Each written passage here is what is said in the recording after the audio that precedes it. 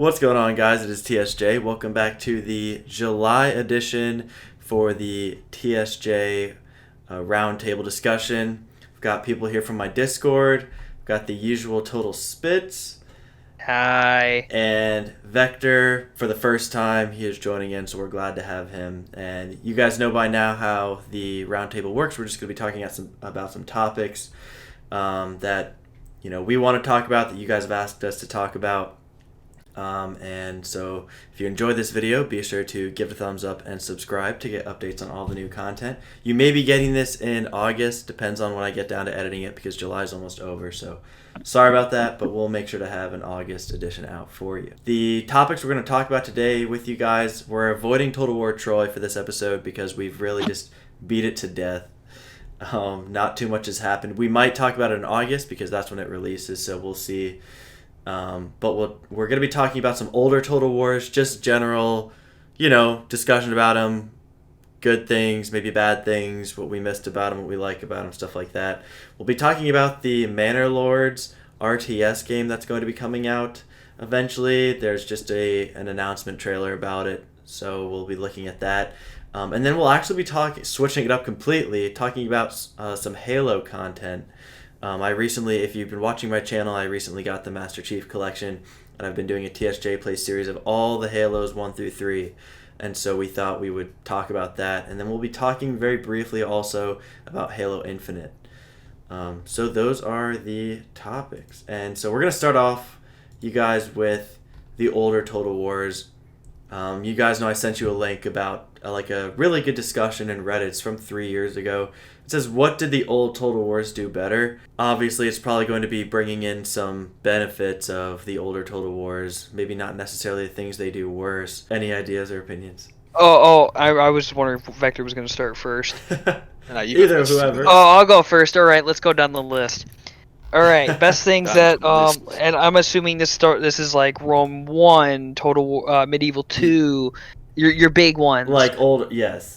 The older ones, because for sure. no one really talks about Medieval 1 and no one really talks about Shogun 1 because, well, they're good games at the time of them. This is just rough. Rome 1 and Medieval 2 are when the Total War franchise really kicked off. Yeah, so with those ones, they did. I would definitely say that one of the biggest things they had was the ability to use captains and to not have to create a general every single time. That one was big because you're able to move your infantry to other locations and fight those battles without having to use a general. The general was a benefit, but you could use the ability to have captains and have this ability to move around instead of taking two generals, having to move them, splice your infantry, all that shit. It just took too long and it just pissed me off of the new Total Wars. And then I guess another one that I really enjoyed, especially from Medieval 2, is cutscenes of assassinations. Yes. Assassinations, spies, any of that type of stuff. It was just so good to watch, and they're well done. Yeah, they were super good. I guess lastly, I'd probably say, I guess really with with Medieval 2, I guess probably like city layering. Was right. So you could have you get through one layer, you have to go through another layer. That just felt like a big thing, and obviously I don't really see that much in the other Total Wars. Mm-hmm. Obviously, probably with Warhammer, you got the different levels and layers and that type of stuff, but you can just fly over them with certain characters, and it's just like, that's stupid.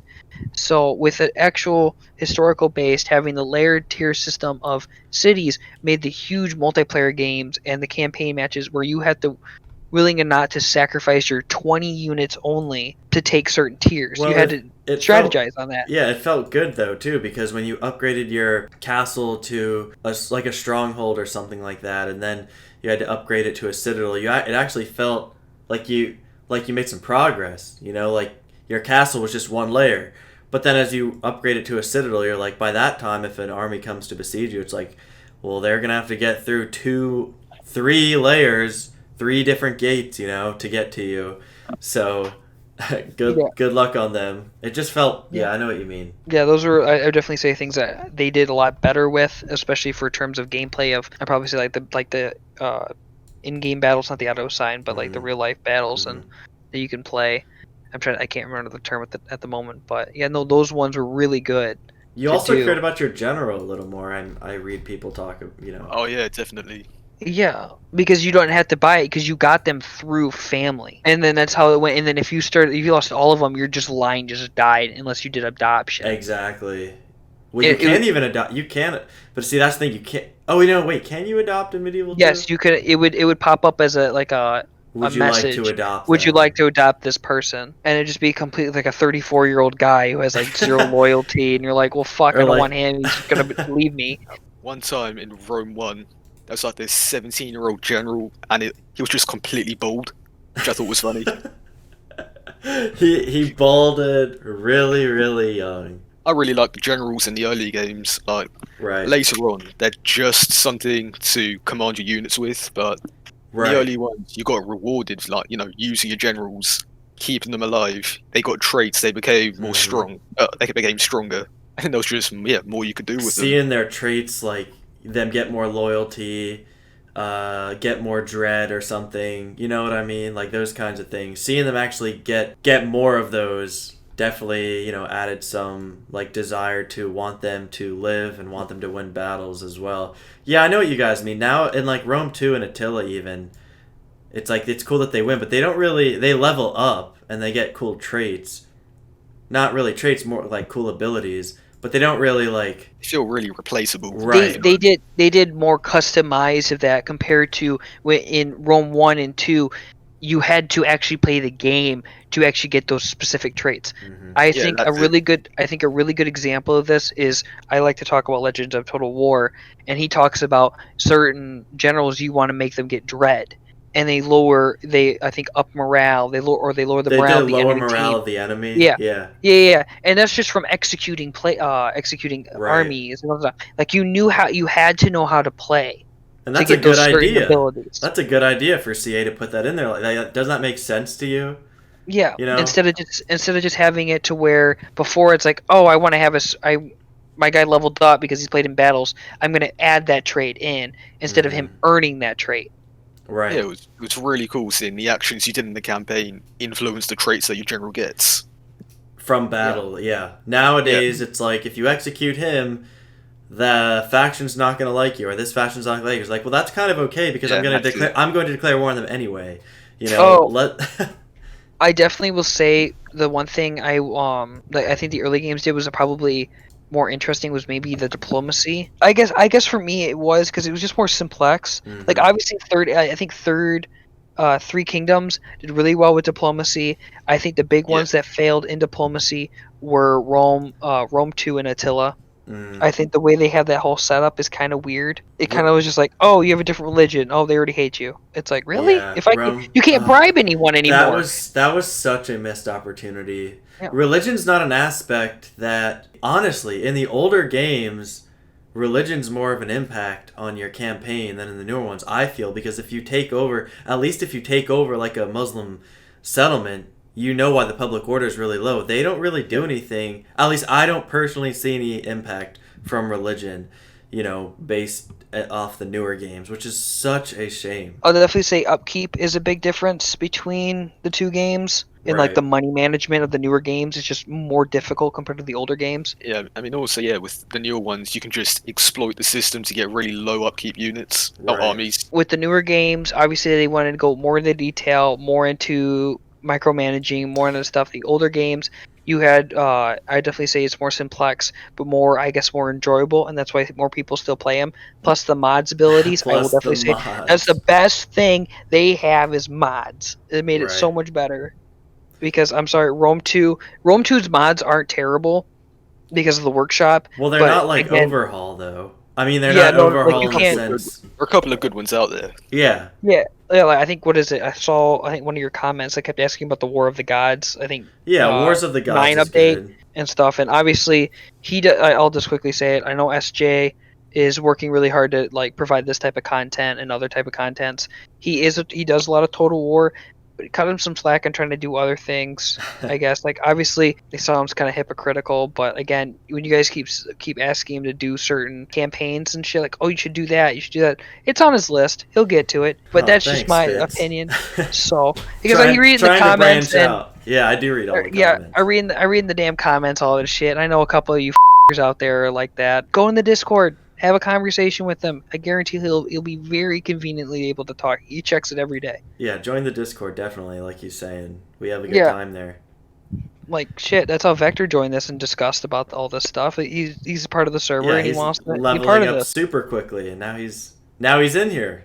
Yeah, I've made it. Life is fulfilled. Anything else you want to talk about the older games? I mean, not one other feature I was going to quickly mention was just about. I think you kind of building off of something you guys had said is the unit replenishment. How in pretty much all of the newer games, you guys notice how they trying it out in different ways. Like in the older ones, you had to go to a castle and you had to literally recruit that same unit in order to replenish it, but they kept all of their experience. Oh yeah, like retrain and like switch the armor and all that type of stuff. Right, but then replenish them. Yeah, but then in Empire Napoleon, it didn't matter where you were. You could just highlight your entire army, click that little plus button, and in 2 turns your entire army. And then I think they switched it again to now it is just auto. It will auto do it. So that is like a perfect example of them trying to make it more streamlined in the sense. And I don't necessarily know if that's a good or bad thing. I personally wouldn't have minded if we would have had to go back to our castles or our settlements to re-up on more troops. I think it would be more... Yeah, that's the best way. Yeah, I mean, it would make more sense to do that. It doesn't really make sense. You just do a really intense battle and you lost like 3/4 of your army, so you camp out and you're nowhere near your settlements. In fact, you're in the enemy settlement, territory, but you're still in because you have to be in your territory to replenish. But it still doesn't make sense if you're far away from your settlement and just like 2 turns later, 3 turns later, your whole army's back to full health. I mean, when it came to Empire and Napoleon, their style of doing it was supposed to be like a hiking type thing. Oh, it's going to take 3 turns to replenish this unit. Yep, those units coming from the settlement are heading over to your army that you're camping out at. Older games, I'll definitely say big for me is Empire Napoleon styled naval battles. I think Rome 2 dropped the ball on that. I think Attila dropped the ball on that for naval. 3 Kingdoms doesn't even have any, I don't think. Yeah, that's a shame. I definitely think that Shogun did pretty well with their naval, and I guess I would say so. I didn't play a lot of the naval part of it. I just auto-signed it because, well, archers. I don't know, when that was a really big deal, I guess, for me, for Rome 2, was to see the naval part of it, because it was like, oh, you got triremes, you're ramming, you're doing stuff. It kind of just killed it in gameplay. Because it's just like... And naval stuff was so easy to exploit in Rome 2. Well, do you remember watching the video of them doing Carthage, the assault on Carthage? And you're just watching the naval attacks, the land battle, because I did love the idea of doing the naval and land battles at the same time. That was really good. They just need to make the map bigger. Yeah. Or do something where it's a larger scale for that type of stuff, because I'm sorry, my computer can run it, but also just visually it just doesn't make any sense. Like, oh yeah, here's a little tiny strip of sea, and then here's all this land. Yeah, how cool would it have been? Like your ships could just go on like a sand dune, and you could fight on land if you wanted to. I don't know. That would, I mean, just something little like land that. your naval units mid-battle, and then have mini land battles. Exactly, like that would be kind of cool.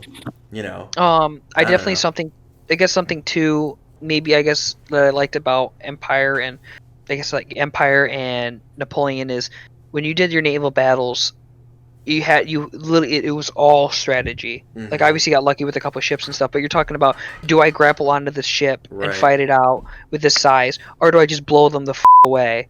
Type thing, and then like capturing ships and all that type of stuff. Like, I don't know, just I'm hoping that they do something different in the newer games, especially if they do in updates of the old games and stuff, doing more like what they did with Empire and Napoleon. In the next game, in the next historical Total War. Yeah, like hopefully. Just grappling hooks onto ships and pulling them closer.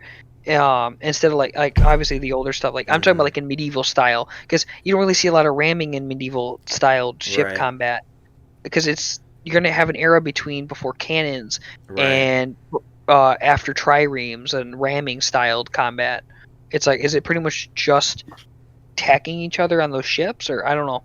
I guess it's just my interpretation. I don't know. Hopefully they do something like that. That's one thing I really liked about the older Total Wars. Whatever they do in the next with their next title, if they have naval battles, especially if they're like Victorian area, like Empire, Napoleon, just make the ships go a little bit faster. Because if you've watched my Empire Darth Mod naval battles, I've done 2 of them this TSJ Play series I'm doing, and they last like, which is fine. They last like 40 minutes. That would be totally great if it was that should be an episode in and of itself.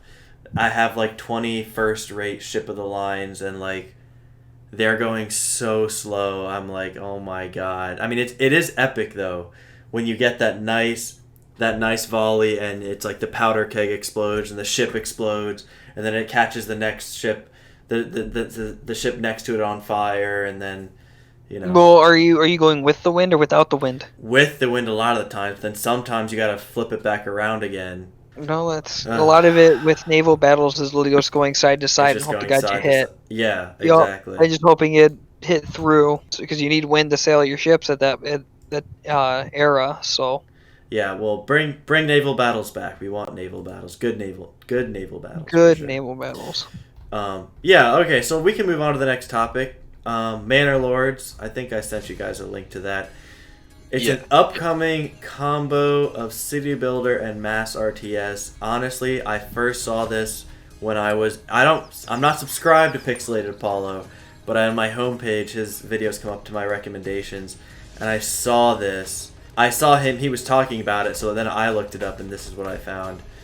And it is literally a City Builder, which we all like, and then it's got Total War style combat, it looks like. What do you guys think? I mean, you guys are always up for like new. Yeah, I'm a fan. It is kind of like, I guess I've played it, Grand Ages Medieval, Grand Ages Rome. It is just like that type of game. It's not. I really wouldn't say it's not really a new thing for me. Right. It's not a new thing, really. Grand Ages Rome. And I guess Grand Ages Medieval is more of a different type, but no, Grand Ages of Rome was really about building your cities. You can create barracks, create armies, and you would fight other civilizations and stuff that are also building. But it was in that type of setup of like in real time type strategy of that. So it's not really a new genre, but it's definitely, by watching it, I think it's a better version. Does it look? I mean, graphic wise. Oh yeah, no, it looks amazing visually, and that's coming just out of pre-alpha, pretty much before everything is really. I think they have huge potential with it. I think they can come out with something really good. I just hope to God I just hope they make sure things are more balanced and use strategy less of like, oh, I'm just gonna max out this same unit 10 times and just charge them in, because that's my biggest about all these freaking games is everyone just freaking likes to cheat instead of actually using strategy. They just want to win. It looks like they're going to have something like that because they have spear wall formations, they've got archers and behind their unit. So it looks like there'll be some form of strategy that you'll have to use in battles. I mean, you could even compare this to Age of Empires. Now, Age of Empires, just you spit out 1 unit per recruitment. So imagine Age of Empires, you've got 50 maybe per recruitment. That might be what this looks like, I guess. I don't know in terms of there's a million base building games, Yeah, that uses like kind of like a combat type style. Yeah, I mean, like Company of Heroes 2, minus the base building, really. But I'm hoping again with this one. I'm hoping too. It's like, what's that one? I'm trying to think of the one game that was supposed to be really big. It was like a sandbox, but it was like just big. It's really big of a map.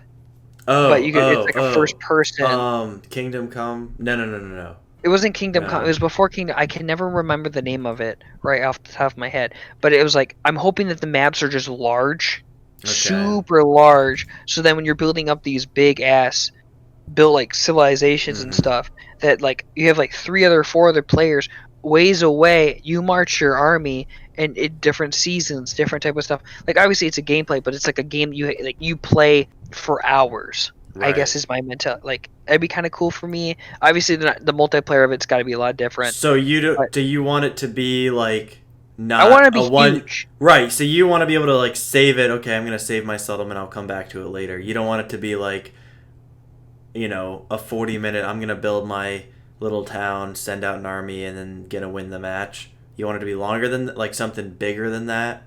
Yeah, You know? I want something where it's like I'm going to spend 2 or 3 hours of actual gameplay, getting supplies, building your supplies, um, having that type of creating my army, marching to another side, and having huge combat assaults on that actual like castles, storming the castle, attacking. It'd be kind of different because sometimes you'd have to play it out. Obviously, I guess it shouldn't be that long, but I guess it's something that I think of as more of like I want to build a civilization type thing, and then go attack my opponent type Yeah, thing. when Like, you're and they could ready. yeah, when I'm ready, but again, too, that person could be pumping out military. He's a dictatorship, pumping out less about the resources, more about the attacking. It's just how that gameplay. But I don't want the games to just take 40 minutes, boom, done. You go to the next one. Right. I want where it's like you're taking 2-3 hours to Yeah, strategize, you plan really out what you want invest to in your do, game. make it an actual like harder game. I Mhm. guess for me. Instead of those freaking people are like, yeah, I'm just gonna whip out the same thing and for 30 minutes and then Every send them out and time. then wipe the guy out. And I guess that pisses me off more than anything. It's like you didn't even enjoy the game. I think for me, one of the things Total War's always kind of lacked is that city management aspect. You know, really building up your settlements, making them stronger. I think, yeah, this whole city management thing has great potential if they do it right. And Yeah. I think it'd be so cool if you could customize your city based around like geological features. You could choose the shape of your walls, where the districts are, and depending on how you did that, you'd get different advantages in battles. Like you could build choke points in your city to make defending easier. Just little things like that, I think, would make it so much more rewarding to I actually take the completely time agree to with that. build up your Yeah. cities. So you're not just focusing on the army side of it. There's also fun to be had building up your cities. Yeah. Well, looking at the screenshots of this, if you're just looking at that first one they're showing on PC Gamer, I mean, there's several buildings there. Like Yeah. you're saying, they probably have reasons for them. You know, like I don't know, whatever they would have had back in the medieval ages, like obviously houses, huts for something, guard towers. But I'm assuming, I hope you're correct. If you're, but what you're saying is correct, then all of those structures would have a purpose. I guess best. I completely agree with the whole be able to build your cities and stuff in it, and then like Total War, you don't have that ability. You just just a generated city Yeah. repeatedly, Yeah, and it's just like yeah, great. I got everyone knows this chokehold because it's like the third city over. It's the same thing. No, that's really big. I guess a big comparison too. I didn't think about like Stronghold. Like yeah. Stronghold 2 and 3, they do that type of like you build castles and like have choke points and that type of thing. I guess I could see that because that's a city builder with a little bit of combat mechanics to it. And you could put men on the walls, attack the walls. Hmm. Uh, Isn't that and doing that. is that game kind of like Age of Empires? It's kind of like that. It's more graphical than Age of Empires and a little bit more, I guess, technical than Age of Empires. Okay. But Lots of no, games it's like this. yeah, but again, this one I think could definitely have a lot more potential to it, especially the way it's looking. Because Right. again, like Vector said, you can create castles and strongholds of your cities to have choke points. Oh, I'm going to have a specific tower. I'm going to have oil. I'm going to have certain things I can defend at these points. Or, oh, this is a really good spot. I can just charge my cavalry behind these guys. They'll never see it coming. But I know I set it up like that. Right, right. Yeah, I think Like the good thing about that is you get rewarded for actually taking the time to build something cool instead of rewarding the players who just try and spam out big, powerful armies. Mm-hmm. and that's and that's even in historical aspects too is just because you have a bigger army doesn't mean you got the better army. Yeah, and that's I'm hoping they take that into consideration, especially when you're doing again not 40 minutes to an hour of just that type of game multiplayer if they do multiplayer, but more of like a 2-3 hour type game of multiplayer, building your stuff up and then attacking at the right moment or rushing them and then absolutely getting tracked if you do so. So Hopefully I it's a think good that game. I'm excited for it. I just hope to God it doesn't break my bank and be like $60 for it. It should be like that'd be a hopefully shame. like 25-30. It'll probably be like 30 or 40.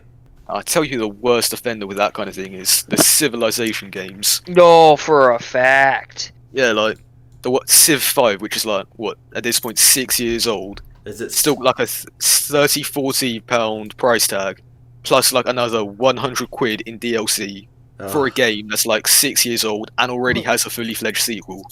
You must not know its brother, Europa.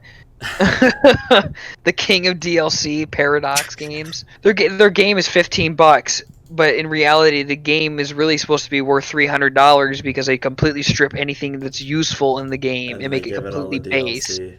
Yeah, and then just sell DLC. It's absolute Jesus. ass. We'll move on to the last topic.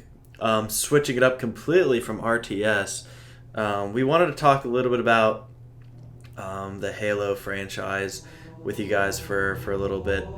So, what do we have to say about the Halo? We all agreed, we were talking before the episode began, we all really like Halo.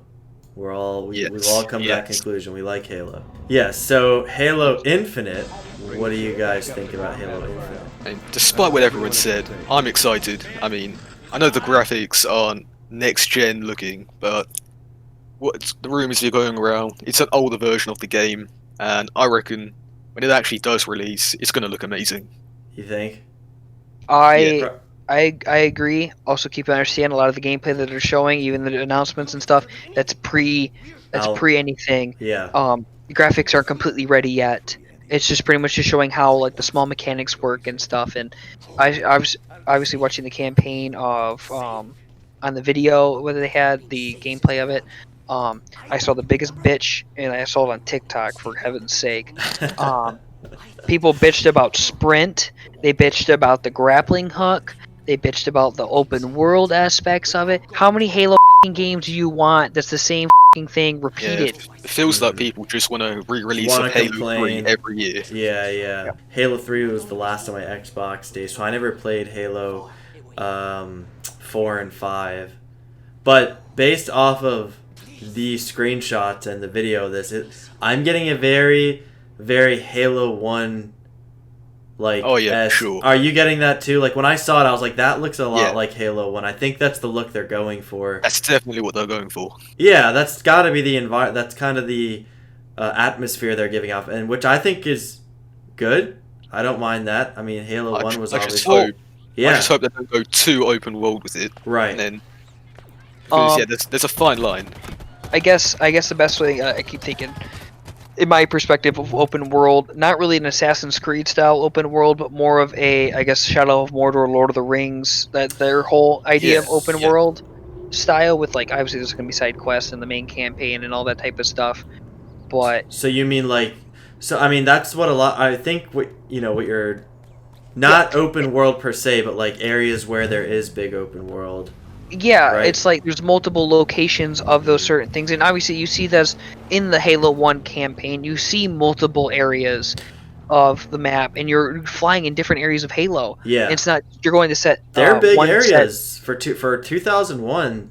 They let you explore quite a bit, and in Halo when I was playing it, last week when I was playing it, I was like, wow, this is very, very surprising. And I guess the big thing for me is you're exploring. They more want you to explore Halo and to see Halo, the world of it. Because again, you're playing Halo. How often are you playing and you're just focusing so hard on the campaign parts of it because you don't want to fucking die? Right. Because shit, you got the Flood coming on your ass, the Covenant are on your ass. Instead of just like enjoying the map, driving around, seeing the scenery of Halo. That's my thing because it's beautiful. It's completely well done areas. And especially when you're playing in, you see Forge World. Seriously.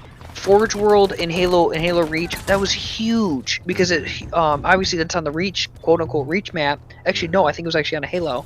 And I think if I saw it right, there was a ring that went around it. They're showing those type of things, and think about that. If they're creating an Infinite like that, what if those maps you see in the actual Infinite, in the open world, like, oh, here's where this location was on the Halo. That would be ring. Awesome.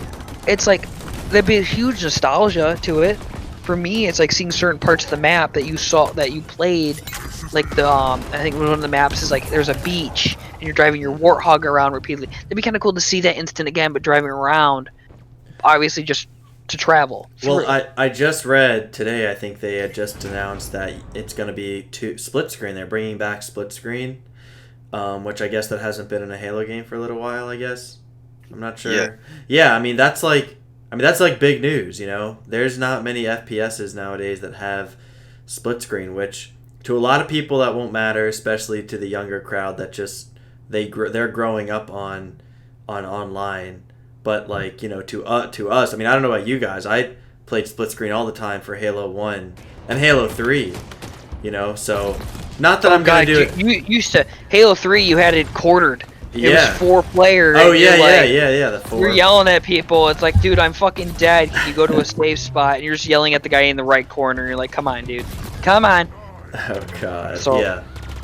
It's with Infinite, people bitch because they're looking at it as they don't want to explore new options. But again, they didn't bitch about ODST style open world.